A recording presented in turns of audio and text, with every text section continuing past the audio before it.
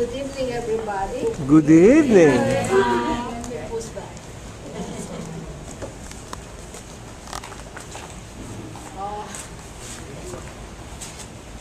I'm so blessed that the Lord allowed us to be able to join the group in Cambodia with Pastor Yuli. It was such an experience for us, especially. It's true that a lot of times when the pastor comes, he's trying to show us pictures of the different places that they go, the different ministry. But the difference is when you're actually there, seeing it in reality. Because a lot of times I would look at the pictures and I'd say, I see that all over. I mean, it's the pictures you see all over. There's always poverty all over the world. But then when you see it in actuality on what's happening, it makes a big impact on you. It's a big difference. So when we were in Cambodia, we visited 2 orphanages, and we fed about 100 children in the areas. And it was such a blessing to see, despite of what these kids are going through, there is so much happiness in them that they could still keep on smiling, and yet you could see the needs right there in the area. A lot of them don't have. Some of them were running without any clothing at all, trying to get the food that is being given to them. It's a bowl of soup, a bread, and a drinks. That's all they have. And a lot of them don't even have no sleepers, no nothing. All they want is to have something. And it's just overwhelming, and especially on the orphanage that we have visited. Actually, the road going to those orphanages are really ridiculous. I thought I was gonna break my hips, my shoulder, because it was too much. And I keep on saying, Lord, I was ready to tell Pastor Yuli to let the driver go back, because there's no way I'm gonna walk this distance. It's just too far. And the roads they're just unbelievable. Unbelievable. I said, I don't want to walk in the dark in this place because it's getting dark, and it might be dangerous, but yet I feel like I said, Lord, I want to give up. I don't want to keep on going. But then the Lord did allow us to be able to reach the place. Really, and then when I got in there, I start saying, Lord, I thank you for allowing me to see the area.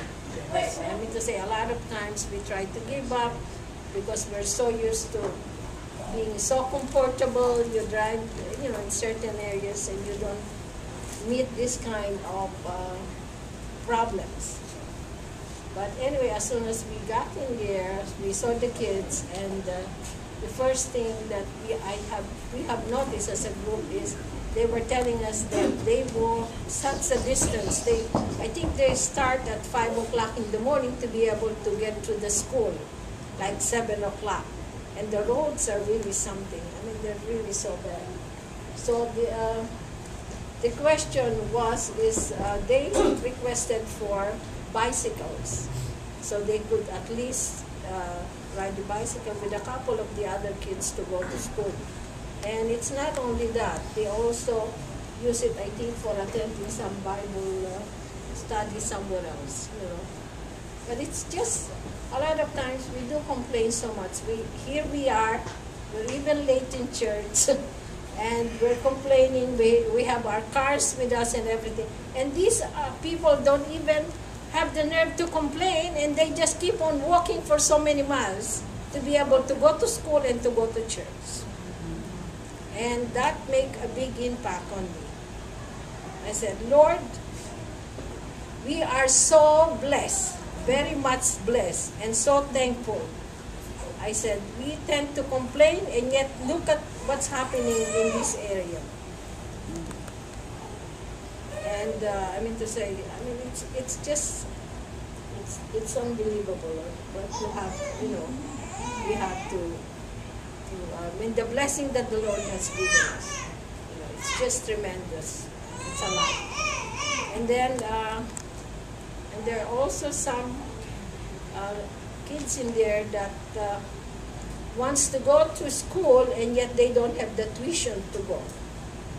They want to study English, they want to study, go to college, and yet their tuition is only $350 a year. And there's no way that they could afford it because they're really in a poverty level. So it's quite hard for them. So they were requesting the group if we could send them to school so they'll be able to help their community also. So, and there's really too much to see. And I would encourage you next time, if the church has another plant, I would encourage you to join the group, to be with the group, so you will experience it firsthand how it is to be in a mission field. It's really different. It was my first time, and I was even hesitant, but the Lord, especially on my age, I'm 70 years old, and I have the nerve to be going. 70? No, you're not. Yes. No. And yet, I said, Lord, use me. I mean to say that, I don't know when the Lord will take me, but then I said, at least, help me to be a blessing to the people that I'll be going with. So those of you who are younger than me should go and experience what we have experienced. And then in Manila, my biggest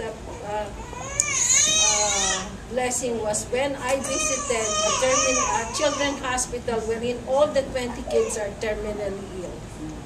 And that really broke my heart.